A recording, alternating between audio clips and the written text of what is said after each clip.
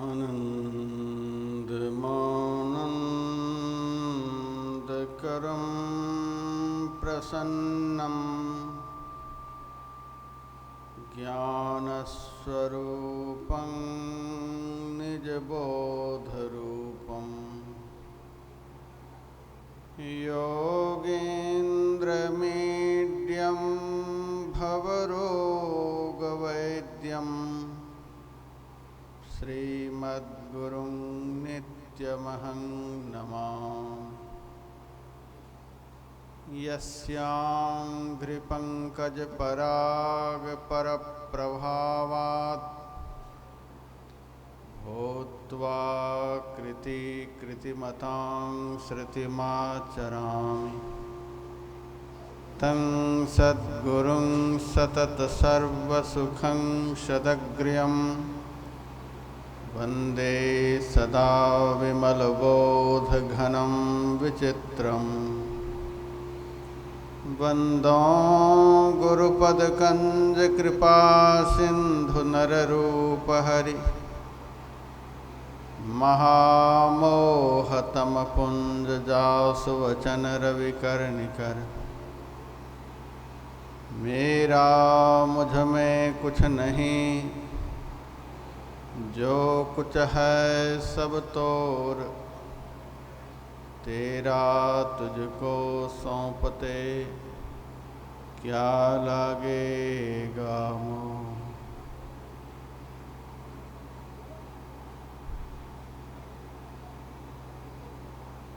मानव जीवन का सबसे महत्वपूर्ण कर्म करने हेतु पधारे हुए धर्म प्रेमी सज्जनों, माताओं तथा बहनों,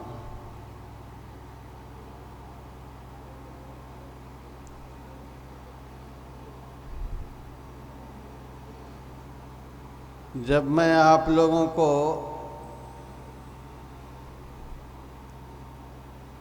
गीता ज्ञान सुनाने के लिए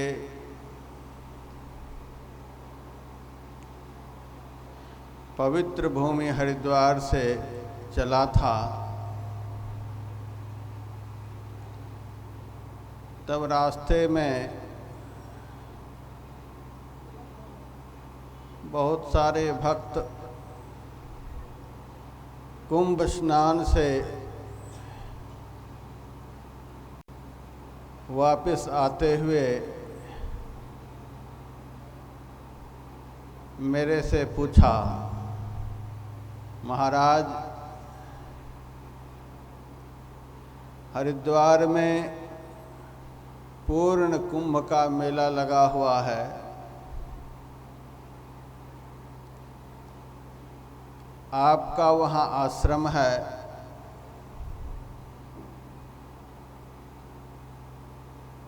सारी दुनिया के भक्त लोग आप लोगों के दर्शन के लिए, कुंभ स्नान के लिए हरिद्वार जाते हैं और आप हरिद्वार को छोड़कर कहाँ जा रहे हैं?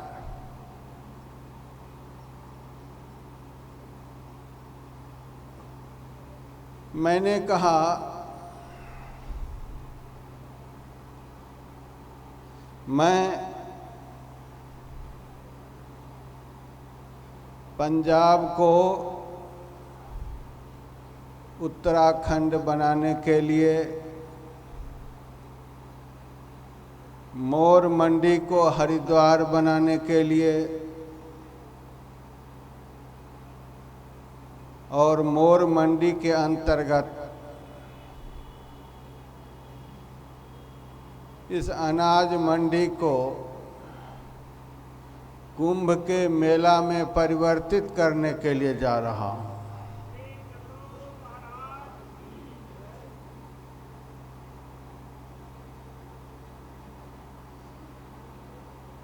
कुंभ के मेले में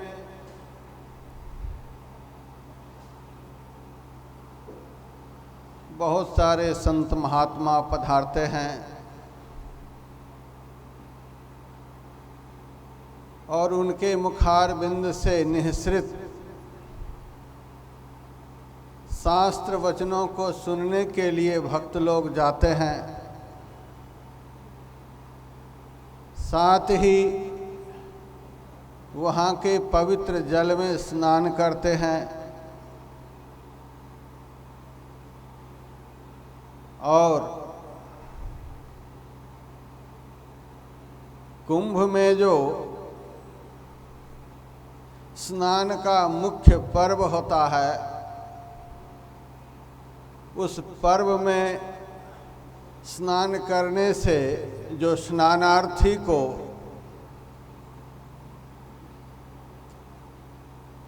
अमृत में स्नान करने का जो फल मिलता है, वही सब फल, वही सब पुण्य जहाँ भगवान श्री कृष्ण के मुखारविंद से निःसृत गीता का ज्ञान यज्ञ होता है, भक्तों को प्राप्त होता है।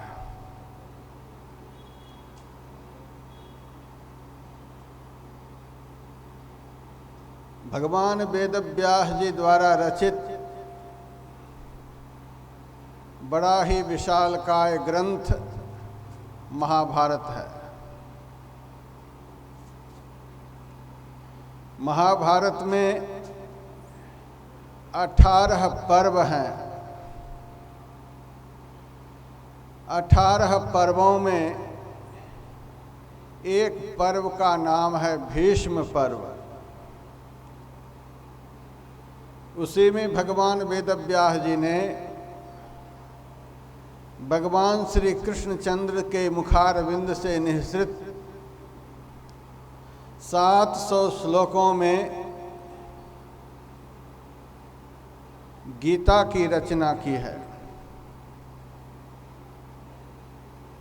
गीता का महत्व महाभारत में बतलाते हुए भगवान वेदव्यास जी ने लिखा है, गीता शास्त्रम। गीता पुस्तक भगवान वेदव्यास जी की दृष्टि में एक महाशास्त्र है।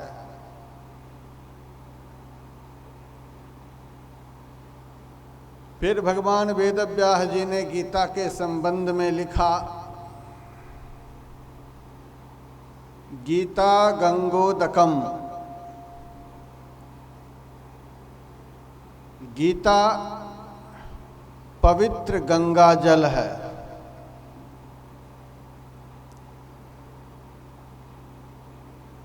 फिर भगवान वेदव्यास जी ने गीता के संबंध में लिखा, गीतामृतम। गीता को अमृत बतलाया, गीता को गंगाजल बतलाया और गीता को शास्त्र बतलाया।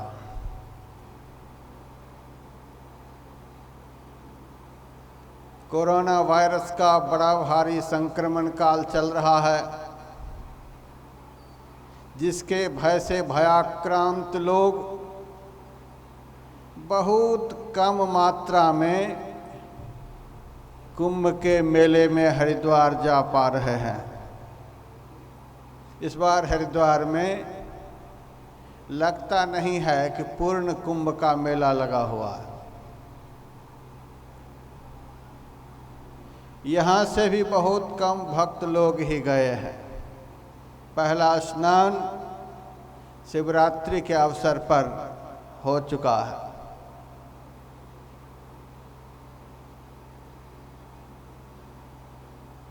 और सरकार ने भी इस बार ऐसी व्यवस्था कर रखी है कि किसी भी प्रकार से इस मेले के माध्यम से कोरोना वायरस के द्वारा संसार के लोग संक्रमित न हो जाए, इसीलिए कम लोग ही जा पा रहे हैं। मेरे मन में आया,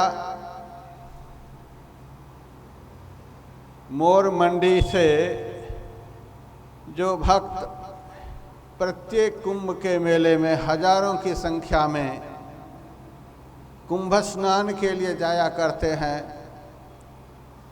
वहाँ के भक्तों को मैं वहीं जाकर कुंभ में स्नान करने का जो फल प्राप्त होता है वह फल प्राप्त करा आऊं। आप कुंभ के मेले में नहीं भी जा पाएंगे तो भी आप लोगों को यहाँ बैठे बैठे ही कुंभ के मेले में जाने का फल, कुंभ में स्नान करने का फल, कुंभ में ऋषि मुनियों के दर्शन का फल, कुंभ में ऋषि मुनियों के मुखार बिंद से निःसृत शास्त्र वचन सुनने का फल, कुंभ में अमृत प्राप्ति का फल सारे प्राप्त हो जाएं। गीता को भगवान वेदव्यास जी ने शास्त्र कहा है। भगवान के मुख से गीता निकली हुई है। और हरिद्वार में जो गंगा बह रही है वह गंगा कहाँ से निकली हुई है? वह भगवान के चरण से निकली हुई है। थोड़ा सा विचार करके देखें इन दोनों में अंतर क्या है।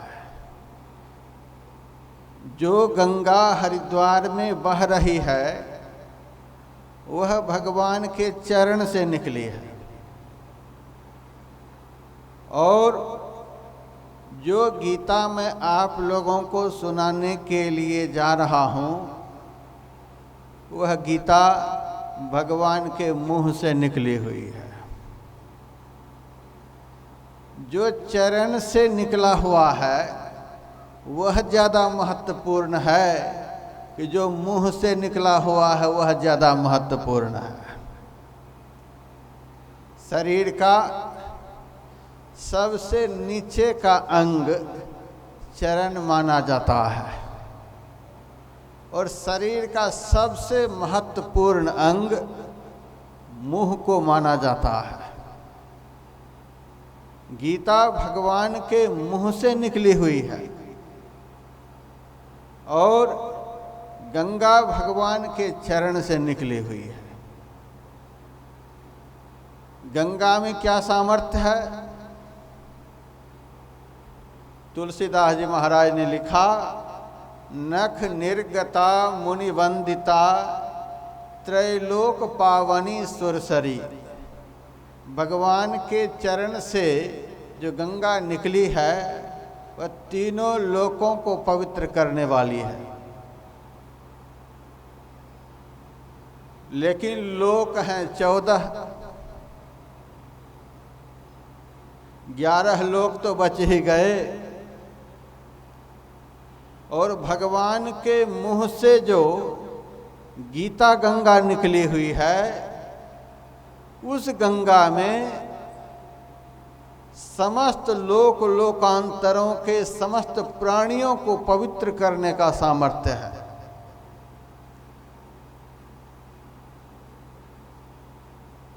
तो गीता को भगवान वेदव्यास जी ने गंगा जल की संज्ञा दी है। जब तक यहाँ गीता का प्रवचन चलता रहेगा, गीता का विश्लेषण होता रहेगा, तब तक आप लोगों को गंगा में स्नान करने का पुण्य मिलता रहेगा। आप लोग बैठे हुए हैं मोर मंडी में, लेकिन 9 बजे तक आप लोगों को गंगा में स्नान करने का फल, गंगा के अंदर बैठने का फल, गंगा में स्नान करने का फल मिलता रहेगा। आप हरिद्वार के कुंभ मेले में नहीं भी जाएंगे तो भी आप लोगों को मोर मंडी में बैठे बैठे ही हरिद्वार के कुंभ में स्नान का फल प्राप्त होता रहेगा, क्योंकि भगवान वेदव्यास जी ने गीता को गंगा जल बतलाया और संसार के समस्त प्राणियों को पवित्र करने वाला यह गंगा जल है, ऐसा बतलाया। संसार मल नाशनम, ऐसा कहा है। संसार के समस्त प्राणियों के पाप रूपी मल को नष्ट कर देने वाला यह गीता गंगा जल है। फिर गीता को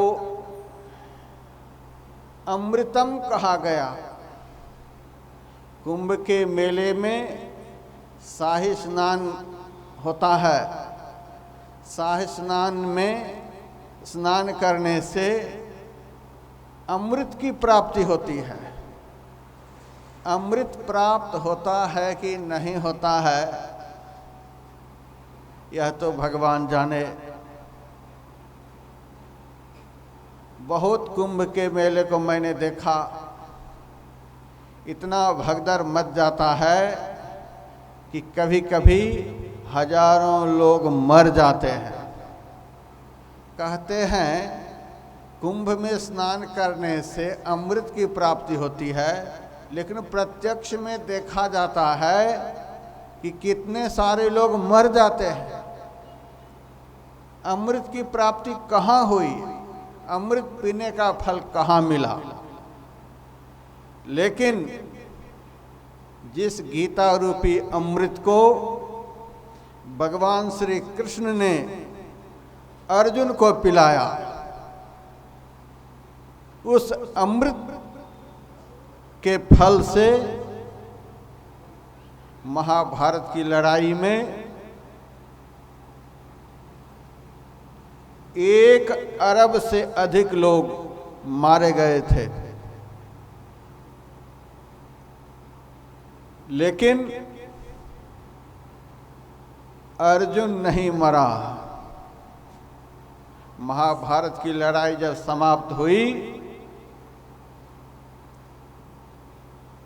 तो भगवान श्री कृष्ण ने अर्जुन से कहा, अर्जुन अब लड़ाई समाप्त हो चुकी है, अब तुम रथ से नीचे उतरो।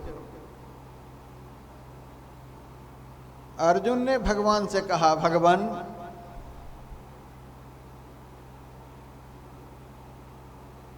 आज आप मेरे से कह रहे हो रथ पर से उतरो, अब तक आप पहले रथ पर से उतरते थे, बाद में मैं उतरता था, आज कह रहे हो पहले तुम उतरो, इसका क्या मतलब है? भगवान ने कहा, मतलब मत पूछो, मैं जो कह रहा हूं वह करो, जल्दी से उतरो। अर्जुन उतर गया।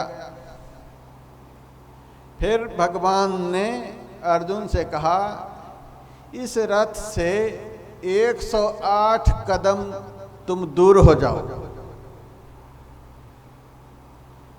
अर्जुन ने भगवान से कहा, इस रथ से इतनी दूर जाने के लिए क्यों कह रहे हो? भगवान ने कहा, जल्दी मेरी आज्ञा का पालन करो। अर्जुन 108 कदम दूर हो गया। भगवान अब रथ पर से उतरते हैं। पहला कदम रथ पर से नीचे करते और दूसरा कदम जैसे ही भगवान, दूसरा चरण जैसे ही भगवान रथ पर से नीचे करते हैं, वैसे ही वह रथ जलकर भस्म हो गया। तब अर्जुन को पता चला, इसीलिए भगवान ने उतरने के लिए कहा था। अब भगवान के चरणों पर माथा रखकर अर्जुन पूछता है, भगवान आज यह रथ कैसे भस्म हो गया? अब तक भस्म नहीं हुआ था। भगवान ने कहा, पितामह भीष्म की दिव्यास्त्रों से यह रथ कब का भस्म हो गया था। द्रोणाचार्य के दिव्यास्त्रों के द्वारा यह रथ कब का भस्म हो चुका था। कर्ण के दिव्यास्त्रों के द्वारा यह रथ कब का भस्म हो चुका था। और भी बड़े बड़े महारथियों के दिव्यास्त्रों के द्वारा यह रथ कब का भस्म हो गया था। लेकिन तुमको जो मैंने गीता रूपी अमृत का पान कराया, उसके प्रभाव से न तो यह रथ भस्म हुआ न तू भस्म हुआ। अब महाभारत की लड़ाई समाप्त हो गई है। इतने सारे महापुरुषों के द्वारा छोड़े गए दिव्यास्त्रों की महिमा रहनी चाहिए, इसीलिए मैंने रथ से तुमको दूर किया। अब उनकी भी महिमा रह जाए। रथ तो भस्म हो गया, लेकिन रथ पर बैठा हुआ जो अर्जुन था वह भस्म नहीं हुआ। गीता ऐसा अमृत है कि सारे दिव्यास्त्रों के प्रभाव समाप्त हो गए। किसी भी दिव्यास्त्रों के प्रहार से अर्जुन नहीं मरा। जिस गीता ज्ञान को सुनने के लिए आप लोग यहाँ बैठे हैं, यह ज्ञान अमृत के समान है। जब तक गीता रूपी अमृत का पान आप लोग यहाँ बैठे बैठे करते रहेंगे, सारी दुनिया का कोरोना वायरस का संक्रमण यहाँ पर होने को तत्पर हो जाएगा। तो भी कोई भी भक्त इस वायरस से संक्रमित नहीं हो सकेंगे।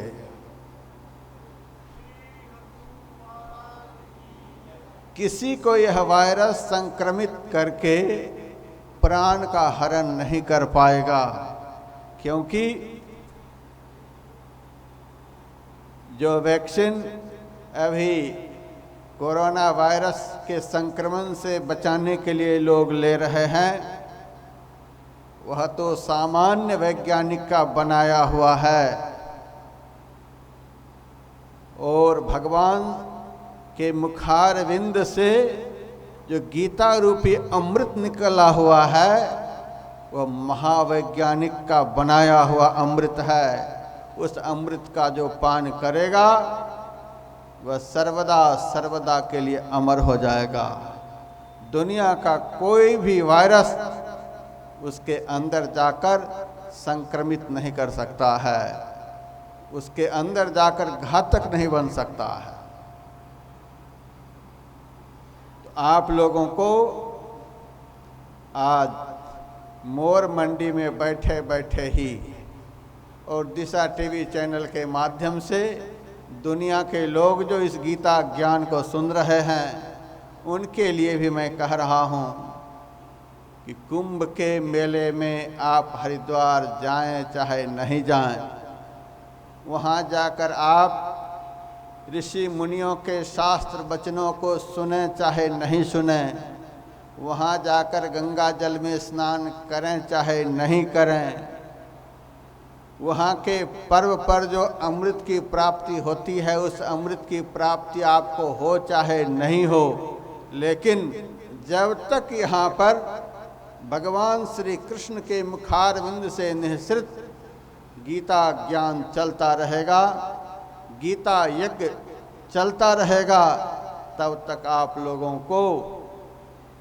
शास्त्र सुनने का फल, ऋषि मुनियों के दर्शन का फल कुंभ के मेले में स्नान करने का फल और कुंभ के मेले में जो पर्व लगता है उस पर्व पर अमृत की प्राप्ति का फल बैठे बैठे जो जहाँ बैठे हैं प्राप्त होते रहेंगे।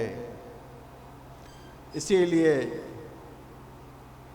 मैंने भक्तों से कहा था कि दुनिया के सारे भक्त लोग कुंभ में स्नान के लिए हरिद्वार जा रहे हैं, लेकिन इस गीता ज्ञान यज्ञ के माध्यम से आज हरिद्वार का कुंभ मेला स्वयं चलकर मोर मंडी पहुंच चुका है। भगवान श्री कृष्ण का वचन है,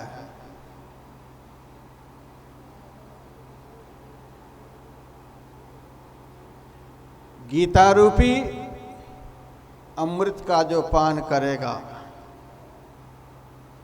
वह अमर हो जाएगा।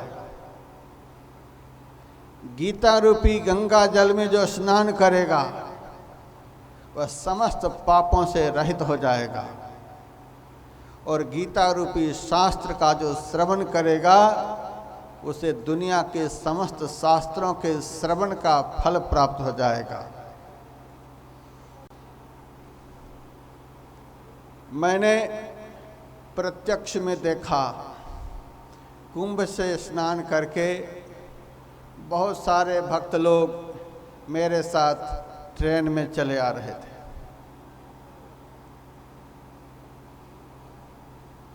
बहुत सारे भक्त अपनी अपनी सीट पर बैठे हुए थे।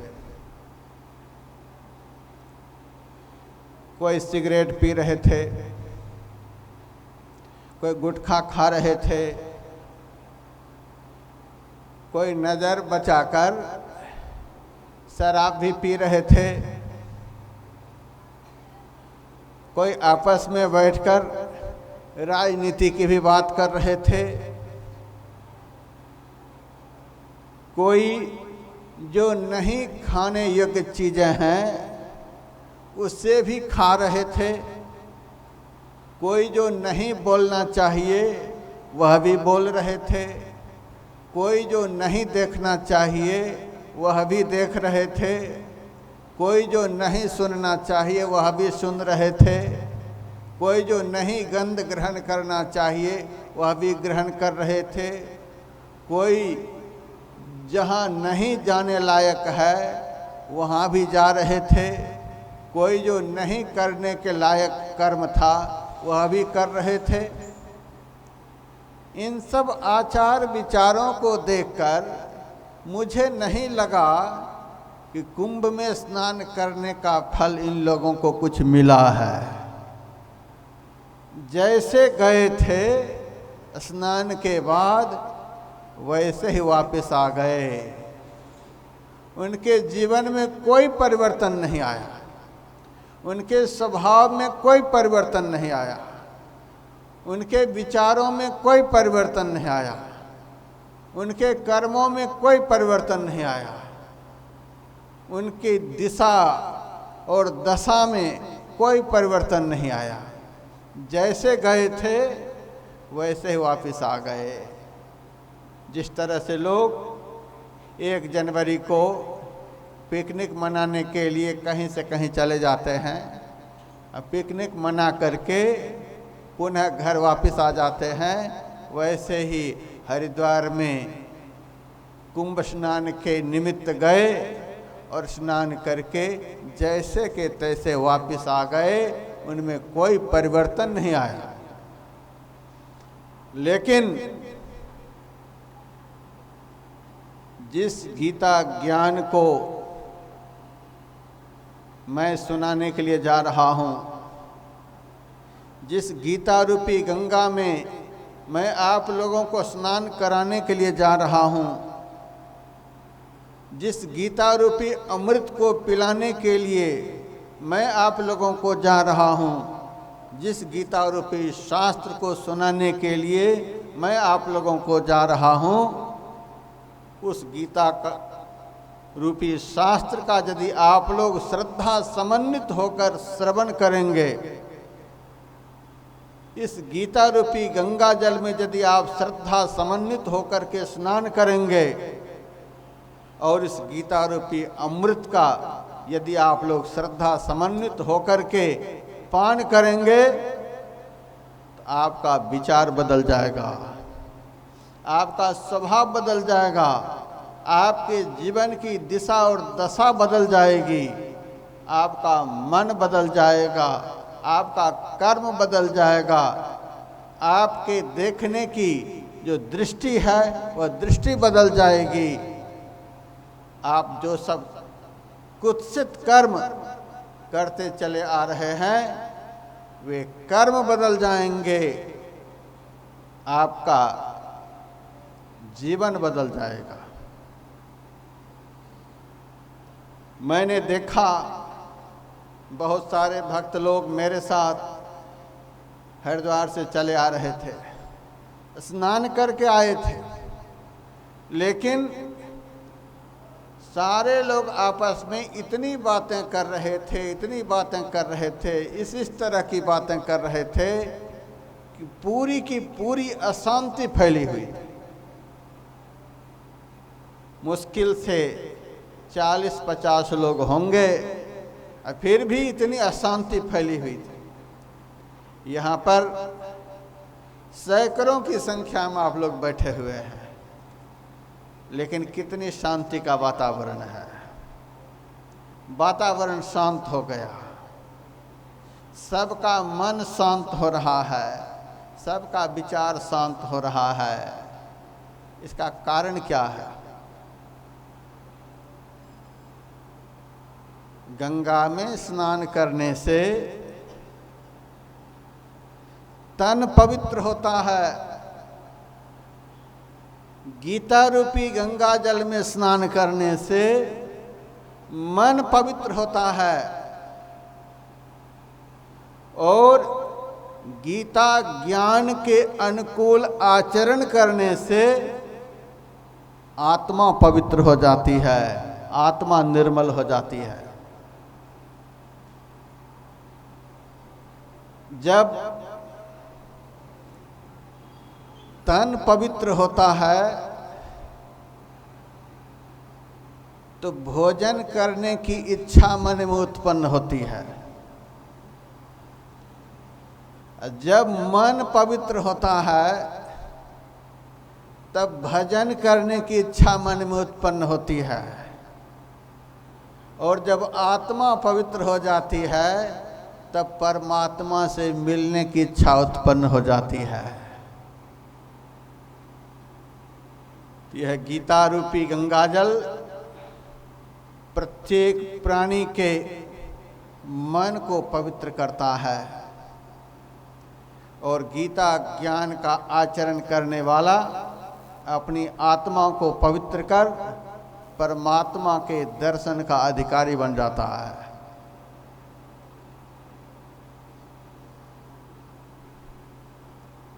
बहुत सारे भक्त लोग हरिद्वार से गंगा स्नान करके चले आ रहे थे,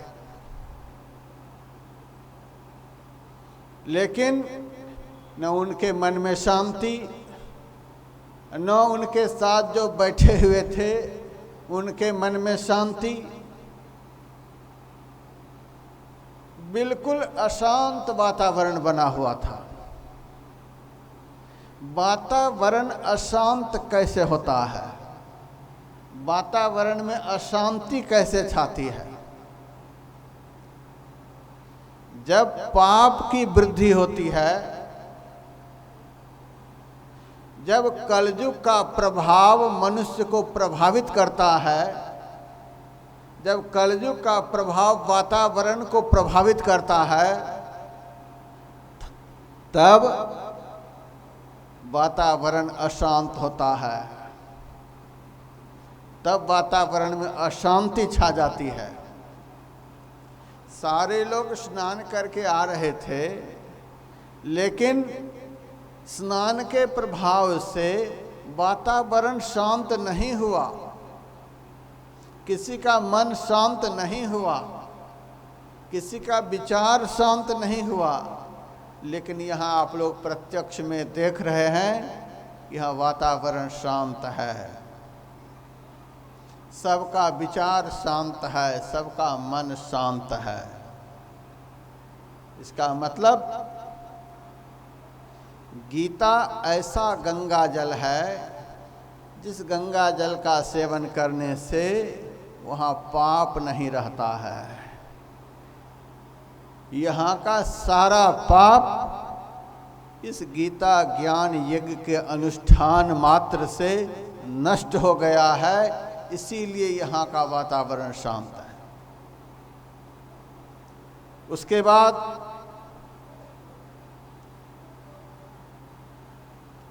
सबका विचार शांत हो गया है, सबके अंदर का विकार शांत हो गया है।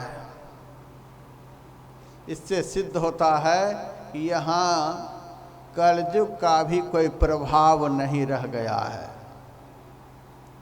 जब तक यहाँ पर गीता ज्ञान यज्ञ चलता रहेगा, तब तक आप लोगों को कलयुग प्रभावित नहीं कर पाएगा।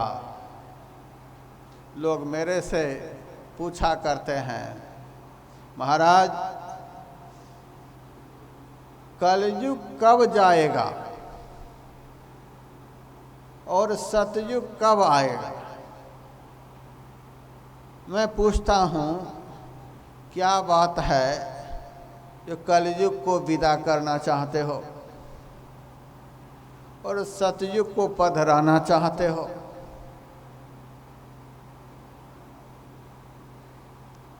तब भक्त लोग कहते हैं, महाराज कलयुग में शांति नहीं है, कलयुग में लोग सदैव परेशान रहते हैं, बेचैन रहते हैं, दुखी रहते हैं। इसीलिए मैं आपसे पूछना चाहता हूँ, यह कलयुग कब जाएगा? सतयुग के विषय में महाराज सुना जाता है कि सतयुग में वातावरण बड़ा शांत रहता है, सबको बड़ा सुख मिलता है, सबको शांति का अनुभव होता है। इसीलिए हम लोग चाहते हैं कि सतयुग आ जाए और कलयुग विदा ले ले। मैं ऐसे पूछने वाले से कहता हूँ कि जब भगवान के मुखारविंद से निकले हुए पवित्र गीता ज्ञान यज्ञ आरंभ होगा, तभी उस स्थान पर से कलयुग रास्ता पकड़ लेगा, कलयुग की विदाई हो जाएगी।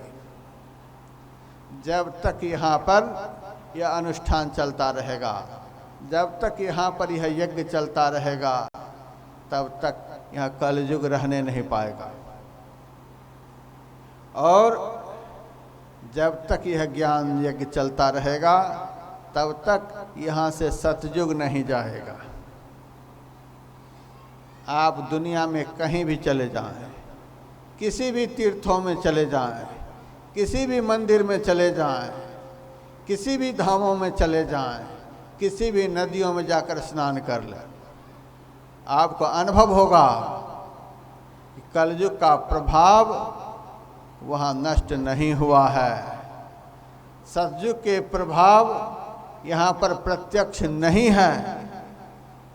मंदिर में भी चोरी हो रही है, मंदिर में भी जाकर लोग झूठ बोल रहे हैं, तीर्थों में जाकर भी लोग झूठ बोल रहे हैं, नदियों के बीच खड़े खड़े रहकर भी लोगों की दृष्टि पवित्र नहीं हो रही है। तीर्थों की दशा को जाकर आप देख सकते हैं, मंदिरों की दशा को जाकर आप देख सकते हैं, धामों की दशा को जाकर के देख सकते हैं। लेकिन जहाँ पर सत्संग होता है, जहाँ पर संत महापुरुष पधारते हैं, जहाँ पर भगवान के मुखारविंद से निःसृत गीता ज्ञान यज्ञ का अनुष्ठान होता है, वहाँ पर किसी भी प्रकार का पाप नहीं हो सकता है। यहाँ पर आप प्रत्यक्ष में देख रहे हैं, न कोई झूठ बोल रहे हैं, न कोई चोरी कर रहे हैं, न कोई किसी भी प्रकार के नशाओं का सेवन कर रहे हैं, न कोई मन वचन कर्म से किसी को दुख दे रहे हैं, न कोई दूसरे की माँ बहनों को बुरी निगाहों से देख रहे हैं।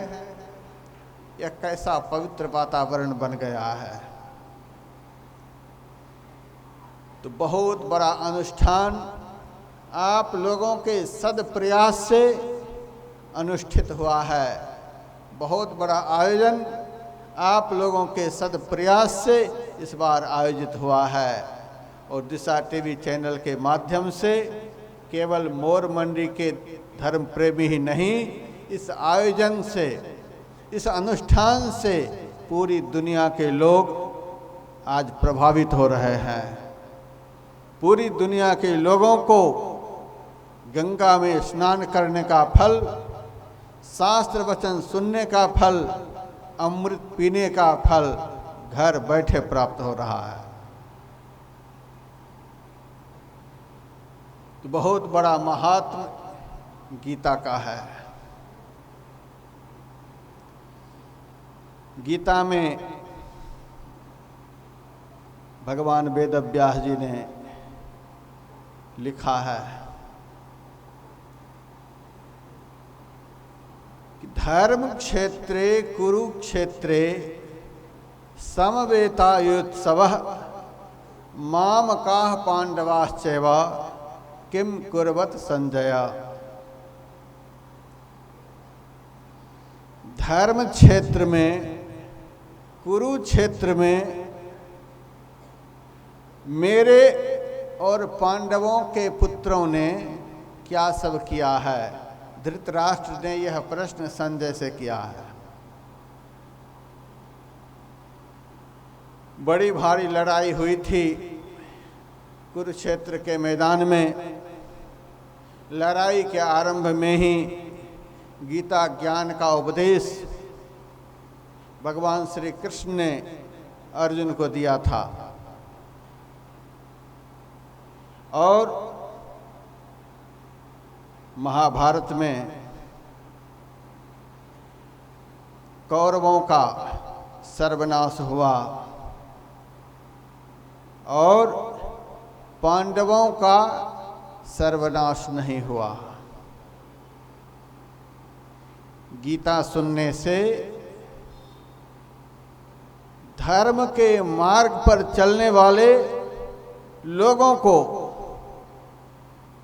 यह विश्वास प्राप्त होता है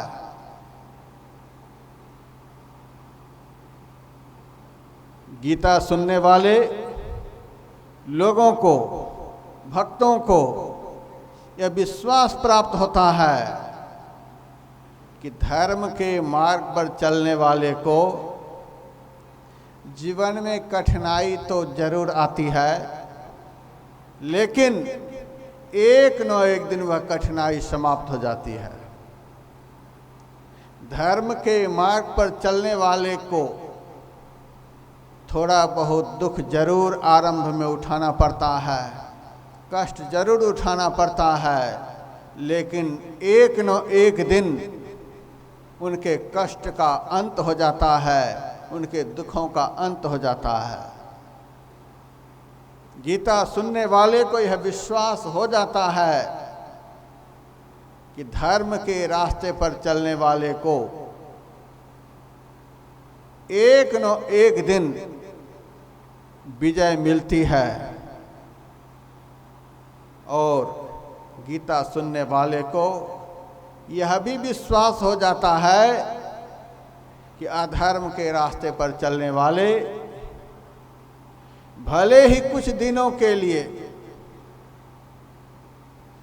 संसार में धनवान कहला जाएं, संसार में बलवान कहला जाएं, संसार में विद्वान कहला जाएं, संसार में कुछ भी कहला जाएं, लेकिन एक न एक दिन उसका सर्वनाश, उसका अंत अवश्य होता है। गीता ज्ञान सुनने वाले भक्तों को यह भी विश्वास हो जाता है कि जहाँ धर्म है वहीं विजय है, जहाँ धर्म है वहीं शांति है, जहाँ धर्म है उसी के पक्ष में भगवान हैं, जहाँ धर्म है वहीं सारे शुभ कर्म हैं।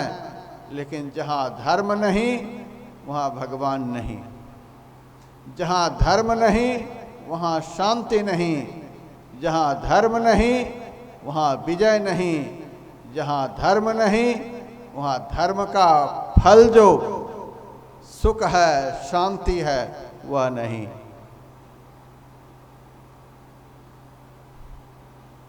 महात्मा गांधी ने गीता ज्ञान सुनाते हुए भक्तों से कहा था, एक समय था जब कौरव पांडव में बड़ी भारी लड़ाई हुई थी। उस लड़ाई में कौरवों की हार हुई और पांडवों को विजय मिली। हजारों वर्ष पहले की यह बात है, लेकिन यह कोई मत समझो कि महाभारत की लड़ाई खत्म हो गई है। महाभारत की लड़ाई प्रत्येक मनुष्य के अंदर में दिन रात चलती रहती है। प्रत्येक मनुष्य के अंदर में यह लड़ाई निरंतर चलती रहती है। प्रत्येक मनुष्य इस लड़ाई से प्रतिक्षण प्रभावित होते रहते हैं। प्रत्येक मनुष्य के अंदर में कौरव भी रहते हैं और प्रत्येक मनुष्य के अंदर में पांडव भी रहते हैं और प्रत्येक मनुष्य के अंदर में धर्म और अधर्म को बतलाने वाले परमात्मा रूपी श्री कृष्ण भी रहते हैं। जब हमारे अंदर में दूसरे की संपत्ति को हरण कर लेने की भावना उत्पन्न होती है, जब हमारे अंदर में दूसरे की बुराई करने की भावना उत्पन्न होती है, जब हमारे अंदर में किसी के प्रति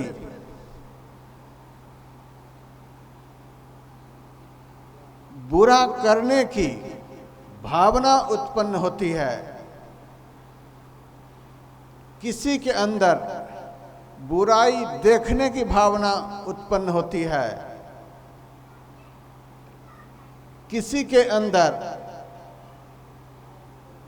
किसी को सताने की भावना उत्पन्न होती है, किसी के अंदर किसी को नष्ट कर देने की भावना उत्पन्न होती है, तो उस वक्त समझ लेना चाहिए कि हमारे अंदर कौरव दल प्रबल हो रहा है। यही सब कौरव है।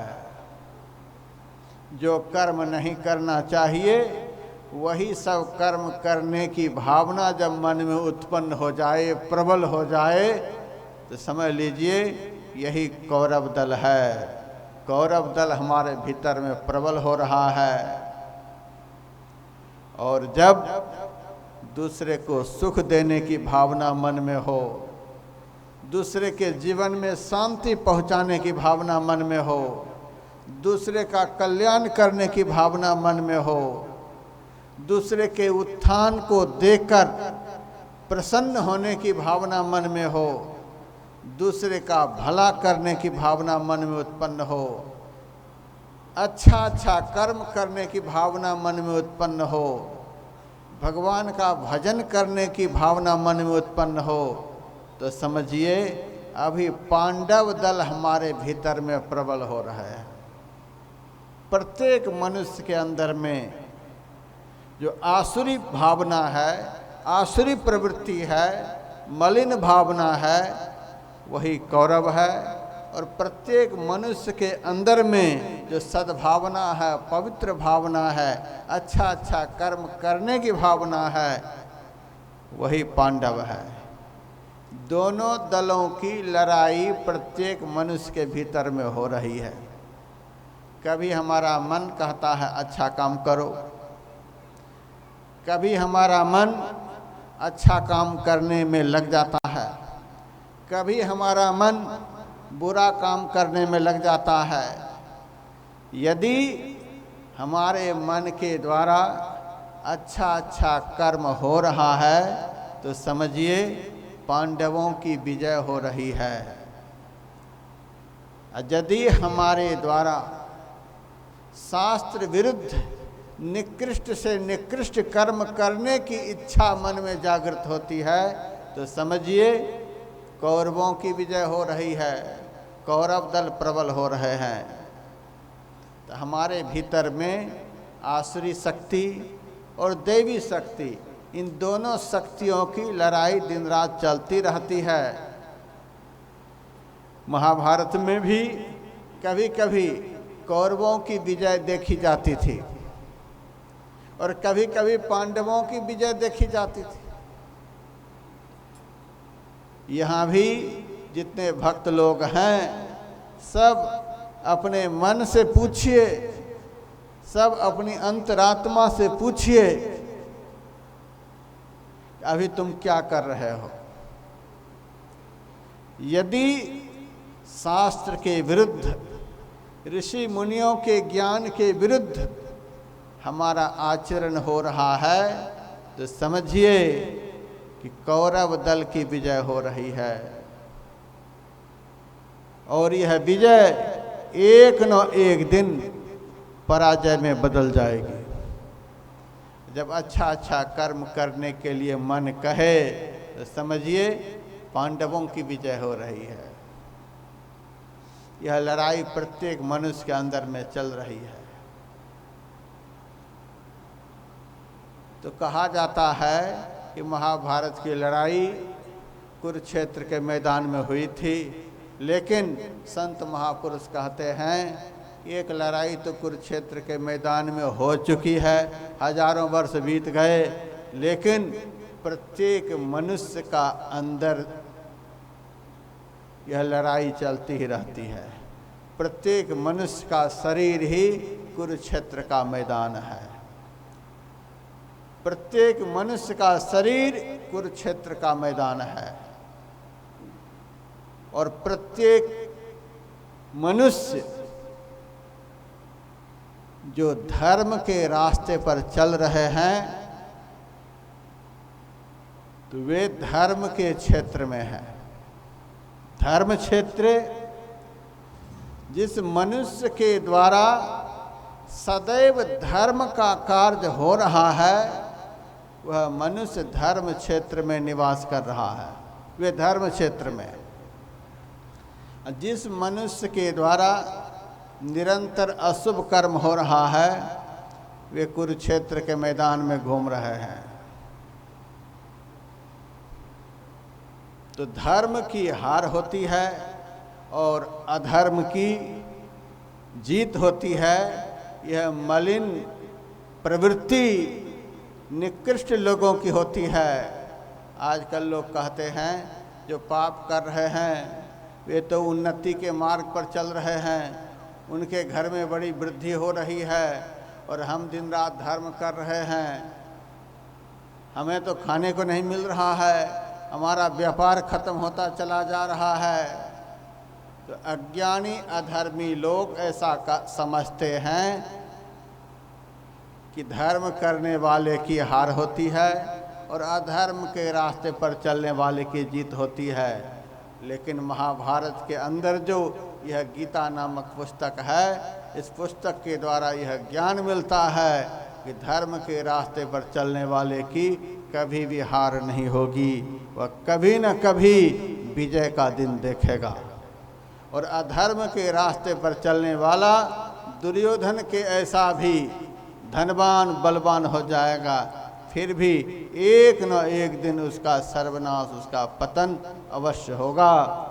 इस गीता ज्ञान के द्वारा यह रास्ता भगवान वेद व्यास जी ने समाज को बतलाया है कि धर्म के रास्ते पर चलने वाले आरंभ में कुछ देर के लिए, कुछ दिनों के लिए कष्ट का अनुभव करेंगे, दुख का अनुभव करेंगे, लेकिन एक न एक दिन परम शांति को प्राप्त करेंगे। अधर्म के रास्ते पर चलने वाले आरंभ में कुछ दिनों के लिए, कुछ समय के लिए उन्नति का दिन देखेंगे, लेकिन एक न एक दिन उसका पतन निश्चित है, अवश्यम भावी है। तो धर्म का विजय और अधर्म की हार इस गीता ज्ञान के द्वारा सबको मिलता है। यह गीता का उपदेश भगवान श्री कृष्ण ने अर्जुन को क्यों दिया, किस लिए यह उपदेश सुनाया? जब महाभारत की लड़ाई आरंभ होने वाली हुई तो भगवान श्री कृष्ण से अर्जुन ने पूछा, भगवान आप मेरे रथ को कहाँ लेकर जा रहे हो? भगवान ने कहा, लड़ाई के मैदान में लेकर के जा रहा हूं। अर्जुन ने कहा, भगवान लड़ाई के मैदान में नहीं, जहां मेरी सेना का अंत हो रहा है और दुर्योधन की सेना का आरंभ हो रहा है, अर्थात दोनों सेनाओं के बीच में मेरे रथ को लेकर चलिए। मुझे देखना है कि किस किस से हमें युद्ध करना है, देख देख करके हमें युद्ध करना है। संसार में सब मनुष्य एक जैसे नहीं होते हैं, हमें किस किस के साथ लड़ना है मैं देख करके युद्ध करूंगा। मेरे रथ को दोनों सेनाओं के बीच में लेकर के चलिए। भगवान अर्जुन के रथ को दोनों सेनाओं के बीच में लेकर चले गए और कहा, अर्जुन तुम्हारे रथ को मैंने दोनों सेनाओं के बीच में लाकर खड़ा कर दिया है। अर्जुन कौरवों की तरफ देखने लगा। जब तक अर्जुन भगवान की तरफ देख रहा था, जब तक अर्जुन अपने भाई धर्मराज की तरफ देख रहा था, अपने पांडव दल की ओर देख रहा था, तब तक अर्जुन के मन में मोह नहीं हुआ, तब तक उनकी हिम्मत कम नहीं हुई, तब तक उसके मन में भ्रम उत्पन्न नहीं हुआ। और जब अर्जुन भगवान को छोड़कर, धर्म को छोड़कर अधर्म की ओर देखने लगा, तभी अर्जुन के मन में मोह उत्पन्न हुआ। और जो अर्जुन बड़े उत्साह के साथ लड़ने के लिए जा रहा था, वह अर्जुन गांडीव धनुष रख दिया और भगवान से हाथ जोड़कर कहता है, मैं लड़ाई नहीं करूंगा।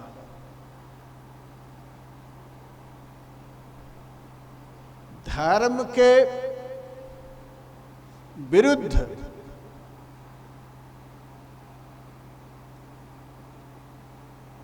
धर्म के विरुद्ध संघर्ष नहीं करना, यही कायरता है। धर्म के विरुद्ध संघर्ष नहीं करना, यही सबसे बड़ी कायरता है। अर्जुन गांडीव धनुष को रख दिया और कहता है भगवान मैं युद्ध नहीं करूंगा। भगवान ने कहा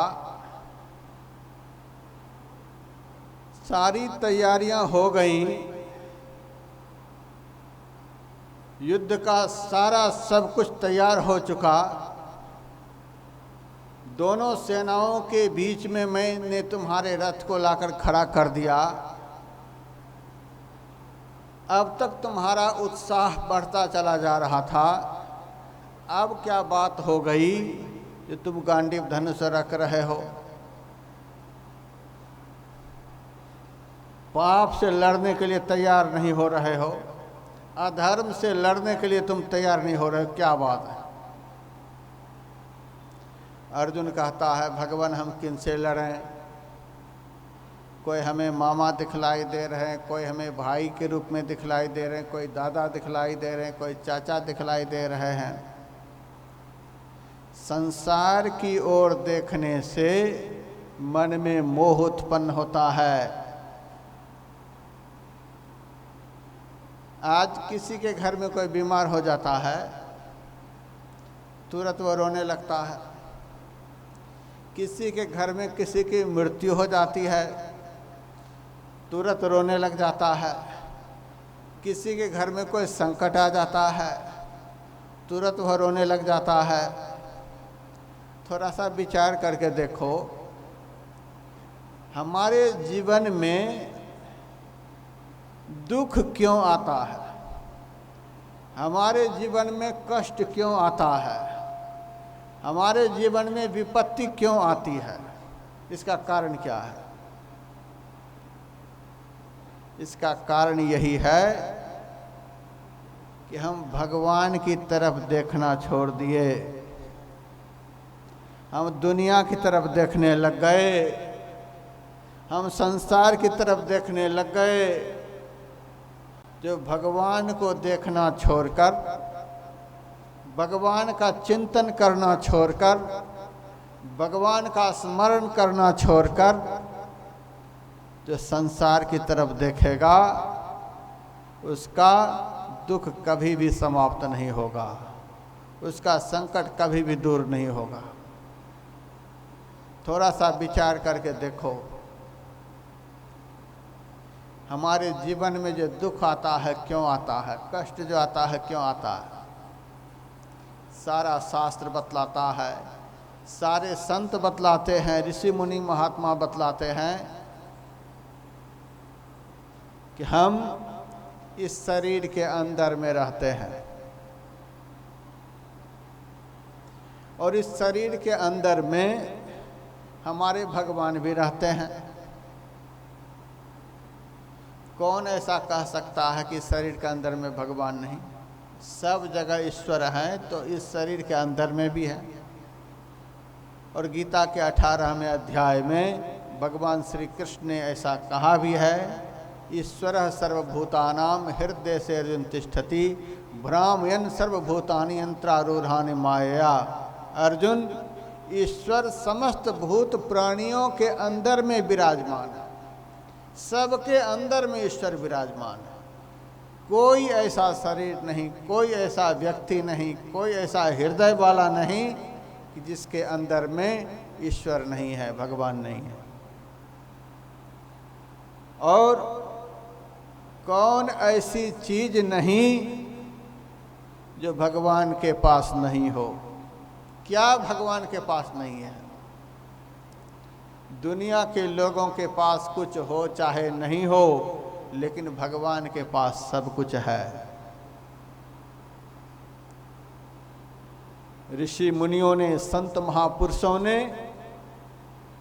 भजन के द्वारा, ध्यान के द्वारा, योग के द्वारा, साधना के द्वारा भगवान का दर्शन किया। दर्शन करते ही मन में इतना संतोष आया, अब वह कहता है हमें कुछ भी नहीं चाहिए। सारी लालसा उनकी समाप्त हो जाती है, सारी इच्छा उनकी समाप्त हो जाती है, सारी वासना उनकी खत्म हो जाती है। इसका क्या मतलब है?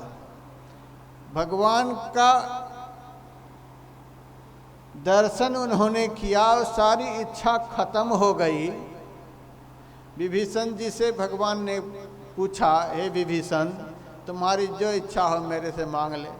विभीषण ने कहा, जब मैं लंका से चला था तब मेरे अंदर में मांगने की इच्छा थी, लेकिन जब आपका दर्शन हो गया वह इच्छा ही समाप्त हो गई। प्रहलाद जी से भगवान ने कहा, प्रहलाद, तुम्हारी जो इच्छा हो मेरे से मांगो। प्रहलाद जी ने कहा, आप एक बात बताओ, आपका दर्शन हो जाने के बाद भक्त को पाने के लिए क्या बाकी रहता है? भगवान ने कहा, कुछ भी बाकी नहीं रहता है। प्रहलाद जी ने कहा, जब कुछ बाकी नहीं रहता है फिर मांगने के लिए क्या कह रहे? भगवान चुप हो गए। मीरा से भी भगवान ने पूछा, मीरा, तुम्हारी जो इच्छा हो मेरे से कहो, क्या चाहती हो कहो। मीरा कहती है, आपका दर्शन हो जाने के बाद भक्त को क्या मिलने के लिए बाकी रह जाता है? मीरा कहती है, क्या बाकी रहती है बताओ।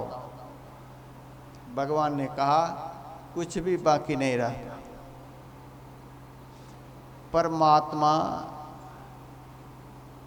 कैसा पदार्थ है कि जैसे ही भक्त दर्शन करता है, दर्शन मात्र से ही मांगने की इच्छा ही खत्म हो जाती है, सब कुछ प्राप्त हो जाता है।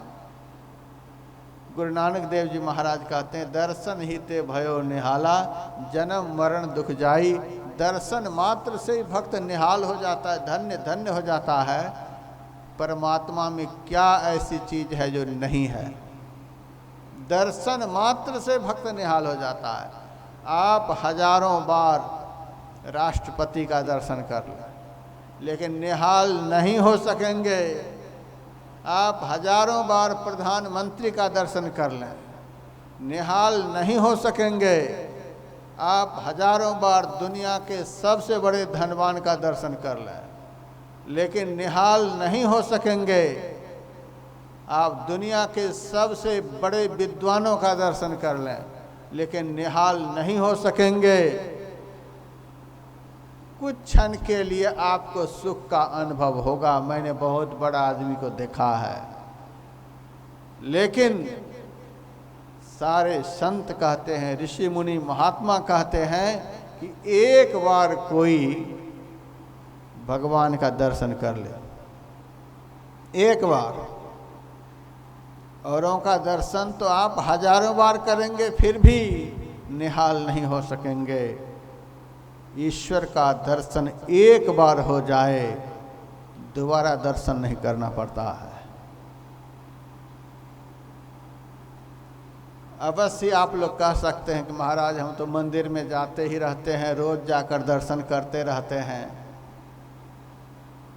कहाँ निहाल हो पाते हैं, कहाँ हमारा दुख मिट पाता है। रोज जाता हूँ, दर्शन करता हूँ। आप लोग मंदिर में जाकर जो दर्शन करते हैं, तीर्थों में जाकर जो दर्शन करते हैं, आँख के द्वारा दर्शन करते हैं। जहाँ भी जाकर दर्शन करते आँख के द्वारा दर्शन करते हैं। और धर्मशास्त्र कहता है कि आँख इंद्री है, इंद्री के द्वारा माया का दर्शन होता है, आत्मा के द्वारा परमात्मा का दर्शन होता है। आप मंदिर में जाकर आँख के माध्यम से दर्शन करते हैं, वह माया का दर्शन है।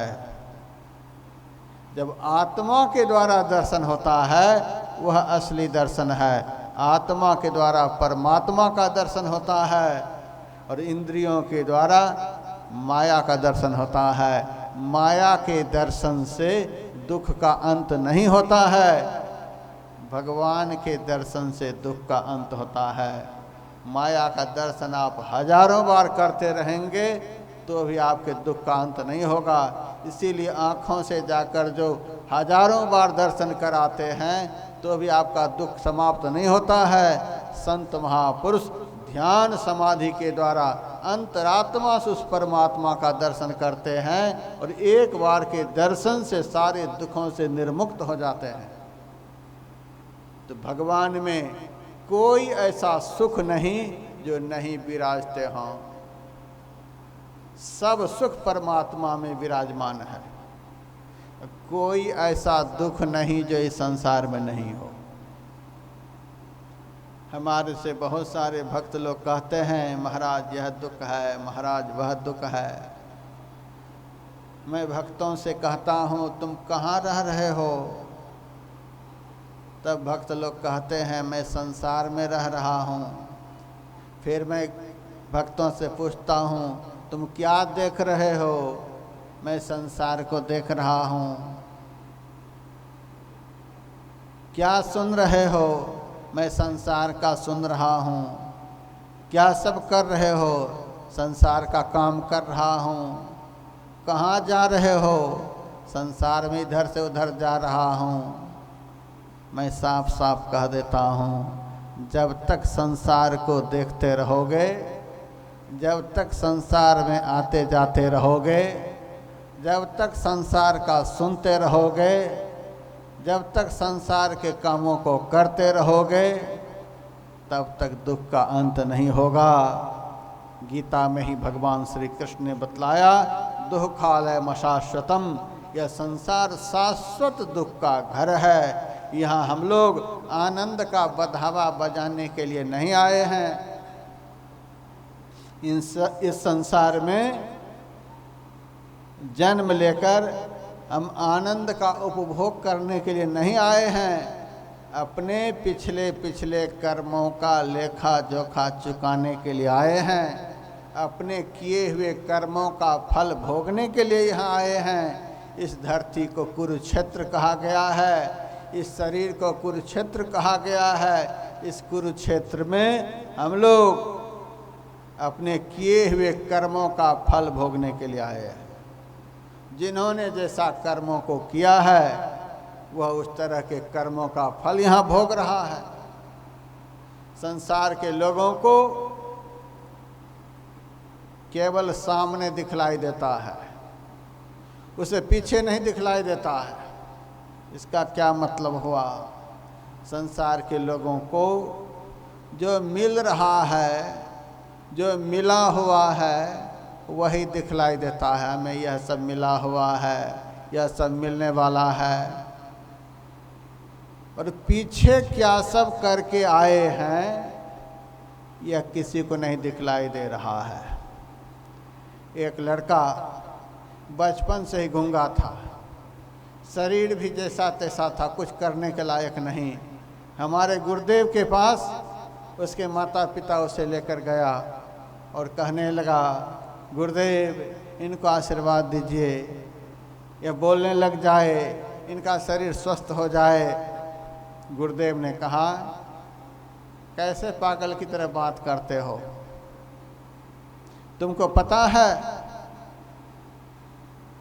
इस बालक ने पिछले जन्मों में कितने पशुओं का वध किया है, कितने पशुओं को सताया है, कितने पशुओं के प्राण का हरण किया है, कितने को दुख दिया है। इस जन्म में तुमको लग रहा है मेरा बेटा अस्वस्थ बनकर मेरे घर में जन्म लिया, लेकिन तुमको यह पता है कि पिछले जन्मों में यह कहाँ था, किसका बेटा था, क्या सब करके आया है। कुछ अच्छा काम जरूर इन्होंने किया है जो तुम्हारे घर में जन्म लिया है, इसीलिए इनकी देखभाल अच्छी तरह से हो रही है, इसे लेकर तुम मेरे पास आ गए हो। कुछ अच्छा कर्म भी किया है, लेकिन ज़्यादा से ज़्यादा इनके द्वारा इतना काम अशुभ हुआ है, यह बोल नहीं पाता, और शरीर का किसी भी काम के लायक नहीं है। संसार के लोगों को केवल सामने दिखलाई देता है, संत महापुरुषों को सबका पीछे का किया हुआ कर्म दिखलाई देता है। भगवान श्री कृष्ण ने अर्जुन से कहा था, हे अर्जुन, मेरा और तुम्हारा बहुत जन्म हो चुका है, लेकिन मैं सब जानता हूं, तुम कुछ नहीं जानते हो। पितामह भीष्म सरसैया पर पड़े हुए थे। भगवान से उन्होंने कहा, भगवान मुझे याद है कि 100 जन्म से मैंने कोई पाप नहीं किया, फिर किस पाप के कारण मैं सरसैया पर पड़ा हुआ हूं, 56 दिनों से कष्ट भोग रहा हूं। भगवान ने कहा, 100 जन्मों की बात आपको याद है, लेकिन 100 जन्म से पहले जो आपने किया है वह याद है? पितामह भीष्म ने कहा, 100 जन्म पहले मैंने क्या सब किया वह तो याद नहीं है। भगवान ने कहा, यह कष्ट जो आपके जीवन में है 100 जन्म पहले का किया हुआ है। 100 जन्म पहले आप चक्रवर्ती सम्राट थे। एक दिन चतुरंगिनी सेनाओं के साथ आप दिग्विजय के लिए जा रहे थे। रास्ते में एक सांप मिला, आपके रास्ता को काट कर वह दूसरी तरफ निकल गया। आपके मन में हुआ, इस सर्प ने मेरी यात्रा को अशुभ कर दिया, मेरे रास्ता को काट दिया। आप रंज में आकर धनुष पर बाण चढ़ाया और उस सर्प को मार डाला। बाण लगने के कारण वह सर्प छटपटाने लगा। फिर भी आपका क्रोध शांत नहीं हुआ। आप रथ पर से उतरे और तीर की नोक से उस सर्प को उठाकर एक कटीली झाड़ी के ऊपर फेंक दी। उस सर्प के संपूर्ण शरीर में कांटा चुभ गया। वह सर्प तड़फड़ा करके झाड़ी के ऊपर ही मर गया। महाराज, वही पाप का फल आज आप भोग रहे हैं। वह सर्प तो कटीली झाड़ी के ऊपर छटपटा करके प्राण का त्याग किया, और आप इस तीर की नोक पर 56 दिनों से छटपटा करके प्राण त्याग करने के लिए जा रहे हैं। तो संत भगवंत को प्रत्येक मनुष्य के भूत का भी ज्ञान होता है, भविष्य का भी ज्ञान होता है, वर्तमान का भी ज्ञान होता है, लेकिन सामान्य लोगों को केवल वर्तमान का ज्ञान होता है। जो उसे अनुभव हो रहा है केवल उसी का ज्ञान होता है। आगे क्या होने वाला है उसका ज्ञान नहीं, पीछे क्या सब हुआ है उसका ज्ञान नहीं। तो हम जो अभी दुख सुख भोग रहे हैं, हमारा ही किया हुआ कर्मों का परिणाम है। हम संसार को देखने में लगे हुए हैं। भगवान ने कहा, दुखालय मशाश्वतम, यह संसार शाश्वत दुख का घर है। जिस घर में भोजन बनता है उस घर को भोजनालय कहा जाता है। जिस घर में चिकित्सा होती है उस घर को चिकित्सालय बोला जाता है। जिस घर में विद्या की पढ़ाई होती है उस घर को विद्यालय बोला जाता है। जिस घर में औषधि मिलती है उस घर को औषधालय बोला जाता है। और जिस घर में जाने पर जीव को सदैव दुख ही दुख मिलता है उस संसार को दुखालय बोला जाता है। यह संसार दुखालय है। जिस शरीर में अभी हम लोग हैं, इस शरीर को भी दुखालय ही बोला जाता है। कोई ऐसा दुख नहीं जो इस शरीर में नहीं हो, कोई ऐसा दुख नहीं जो इस संसार में नहीं हो। तो शरीर की तरफ जो देखेगा और संसार की तरफ जो देखेगा तो दुख से कभी पिंड नहीं छूटेगा। सारा शास्त्र कहता है, सारे ऋषि मुनि महात्मा कहते हैं कि हमारे अंदर में परमात्मा विराजमान है। संसार शाश्वत दुख का घर है, तो परमात्मा शाश्वत सुख के घर है। शाश्वत सुख का घर परमात्मा, शाश्वत दुख का घर यह संसार। तो किधर देखने से आपको सुख मिलेगा? गीता का पहला अध्याय अर्जुन विषाद योग है। अर्जुन को बड़ा भारी विषाद हुआ, अर्जुन को बड़ा भारी दुख हुआ है। गीता के पहला अध्याय में यह बतलाया गया है कि अर्जुन को बड़ा भारी दुख हुआ। किसको देखने से दुख हुआ? जब तक अर्जुन भगवान को देख रहा था, भगवान की तरफ देख रहा था, तब तक तो बड़ा आनंद में था, बड़ा सुख में था, लड़ने के लिए कूद रहा था। भगवान को देखना छोड़कर जब अर्जुन कौरवों की तरफ देखने लगा, वैसे ही इतना दुख हुआ कि गांडीव रखकर रथ पर से नीचे उतर गया। महादुखी हुआ है अर्जुन विषाद योग। संसार को जो देखेगा।